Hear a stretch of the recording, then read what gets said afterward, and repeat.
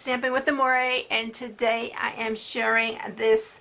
I'm going to just call it the open flat box. I don't know what else to call it, but it is this box right here. I love this designer series paper and I hadn't had a chance to use it, so I thought this box would be perfect for it. And I put the bow on the side. I just love the bow on the side. I tried it every way up at the top, and I liked it so much better on the side, just something different. And another reason for it is it helps keep this little flap closed. So you do have to untie the ribbon to get into the goodies that are inside. So I will show you how that works. So how it does is it just opens like that, like a little flap kind of. So I thought it was super cute. It took me a while to get this one figured out. I saw one similar to it, like a template, and so I just tried to copy the template, and oh my goodness. Anyway, I finally figured it out for myself, and so I thought this was cute. I don't even know what size that box was. It was actually a larger box, and I couldn't make anything any larger because we are limited to the 12 by 12 paper. The stamp sets that I'm using for this one is the Good Day, A Good Day. If you saw my first live that I did on Facebook, I used this little deer, and so this time I'm going to use this A Little Treat for Someone Sweet. And then I'm using that little arrow from this Tabs for Everything. I just love that the arrow pointed up to show where the treats were. So that's what I did. See the little arrow on there? And then I actually took my blends and colored that in with the pink pirouette, but you don't even have to color it in. I just thought at the last minute I'd color it in. So anyway, this is what I'm sharing today, so I hope you enjoy it.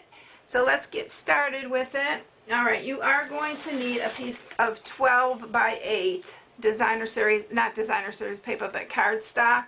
And really, for this box, you need a good quality cardstock. And I've said this over and over. If you followed me for very long, you know this is the reason I joined Stampin' Up! Is for their cardstock. It's a really good quality.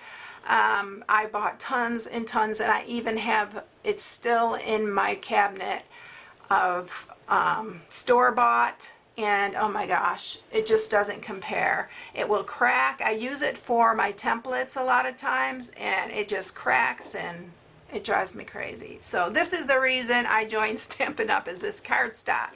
And because I love making boxes, it's perfect quality for that.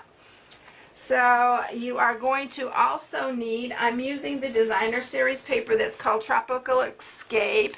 It's so pretty. It's really, really tropical, like really. I mean, you can use any of these patterns on this box. I mean, they're all so, look at this one. That's so cute. In fact, I should have changed it up a little bit. You know how I love to do that, but I already had those cut. Really, from the two pieces, I'm getting 2 boxes out of it, so out of 2 6x6. So that worked out really well for me. And then you'll need a piece, oh, the sizes of those, don't let me forget that. You're going to need 2 that are 2 7/8 by 2 7/8, and then you'll need 3 pieces for 1 7/8 by 2 7/8. And then for the banner, you're going to need a piece of, this is the powder pink. I couldn't think of it real quick. This is actually the powder pink, and this is also, and this is 2.5 by 1 inch, and then you'll need a piece to stamp on, and then a piece of shaded spruce to cut out our little framelit. And I am using the stitched shapes in the squares. Alright, so let's get scoring this. Boy, my tongue is twisted today. I don't know what it is. Alright, so we are going to score this on the 12-inch side. We're going to score this at 3, 6, and 9. And then you're going to turn it, and we're going to score it on the inch side at 3 and at 5. So that is it. All right, now you need to pay attention to the cutting because it is a little bit tricky. It's not bad at all, but you need to just kind of pay attention here. So you are going to cut up that score mark, this one, and this one. And I am going to do something I do a lot, is these two center pieces we need to cut, and I'm cutting it maybe 3/4 of an inch. It doesn't matter, you can do it a 1/2 inch. I'm going to cut it all the way across those two middle pieces.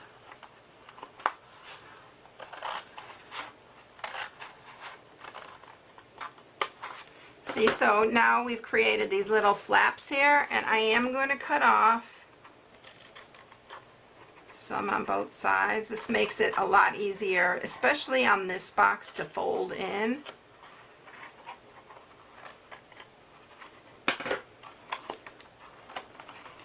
Okay, and save those. You can use them for cutting out circles or squares or something. You can use them for stamping on.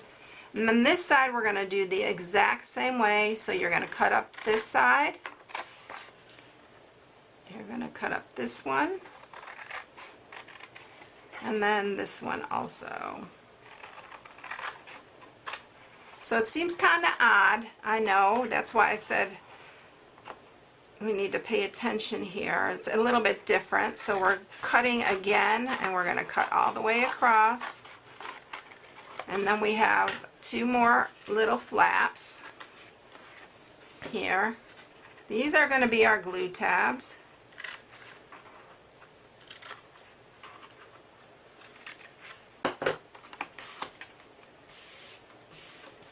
And then we are ready to put it together. We're not going to cut anything else yet. We'll do that after we get it all glued together. So let's sharpen all our score marks, and we are going to mat this after. Okay, so they are all sharpened. Now it's really important, especially on this box, to sharpen it. Now grab your tear and tape. It's important for this box too, so it's sturdy. And we're going to put it on all four of these tabs. I usually like to put it close to the score mark.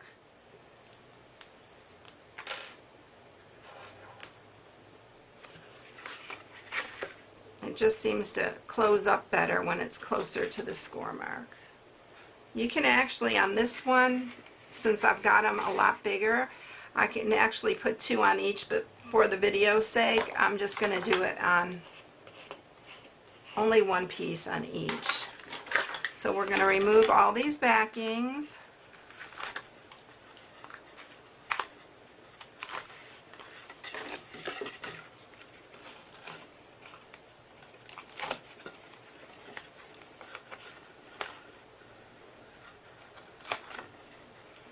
And then the first thing we're going to do is we are going to line these up here and do this part right here.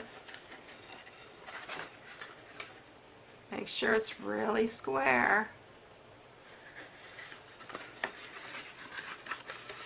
And then this piece right here, we are going to connect to this side.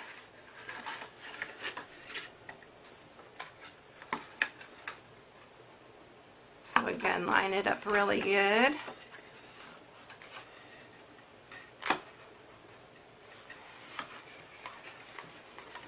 And now we are ready to cut our little flap. So for this little flap, what you're going to do is you can measure this too. If you need a ruler, let me show you what you can do. I'm just using, because I have some large scissors, so what you're going to do is you're going to just go from this point here to the corner, and you can mark both sides the same way. You'll just have to erase your pencil marks after you're done. But with these big scissors, I can go from one corner to the other really easy and straight. And then we're going to do the same with this corner.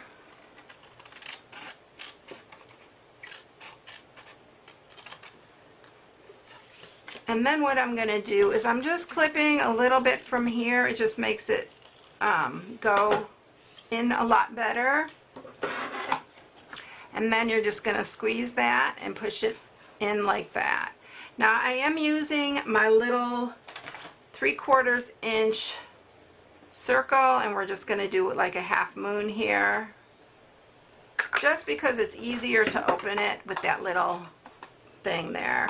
And then after I mat it, I'll go ahead and cut it again so that that hole is there. So let's go ahead and mat it.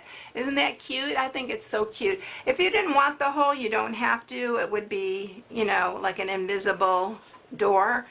But I really like the little hole to be able to, you know, grab it and hold it. So let's just mat these.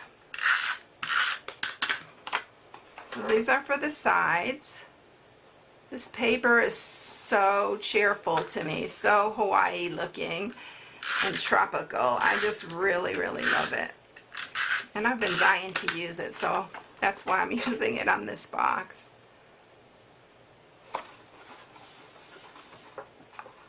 And then the top pieces, I'm using these little striped ones, and the front. So on the front, we're going to go ahead and mat that.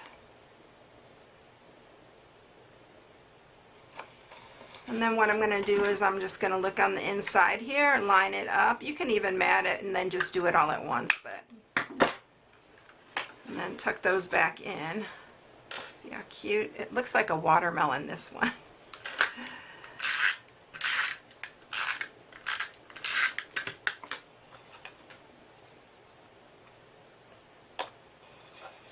And don't forget, I started doing lives. I'm thinking they may be always on Thursday evenings or maybe Thursday afternoon. I haven't decided yet which it's going to be, but right now I'm doing another one. I've been doing them on Thursday at 7. So I don't know about this week. Everything's always up in the air with me, with my mom, so I'm trying to get on some kind of a regular schedule for Thursdays.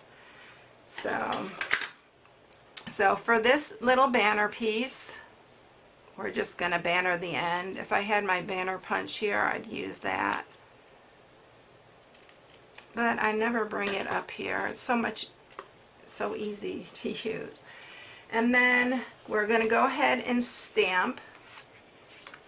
So I'm going to stamp with the shaded spruce. This is becoming one of my favorite colors. It's going to be great for the holidays. But I'm seeing that I'm grabbing it a lot. I really, really love it. It's such a pretty color. Alright, and then I'm going to do the little arrow right above it. Hopefully my head is not going to get in the way. And then we'll bring the big shot up and we will use our stitched squares.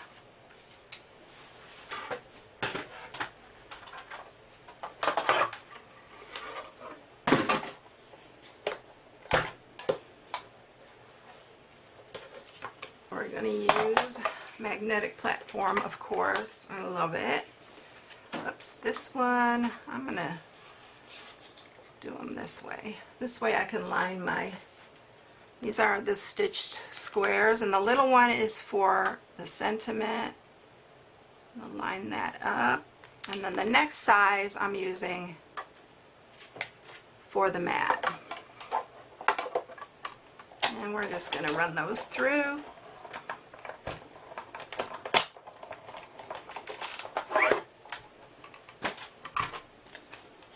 I'm all about the stitching. I don't know, I just love the stitching. You know how I use the Blended Seasons bundle, how much I love those. And that is still, by the way, going on till the 31st. So if you want the colorful seasons or the blended seasons bundle, you need to get it soon because it's only till supply lasts. All right, so let me grab my snail again. And I am going to attach this to it, and I'm going to use a dimensional for this one. We're going to pop that up.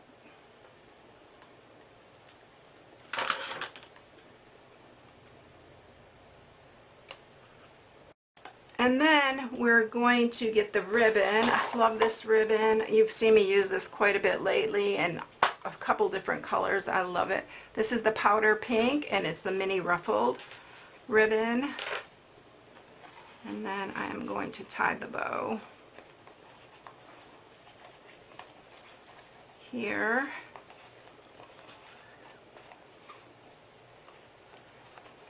See if I can get it where it's not upside down. I haven't mastered that yet. Seems like every time I do it, it's upside down or something. Let me try it again.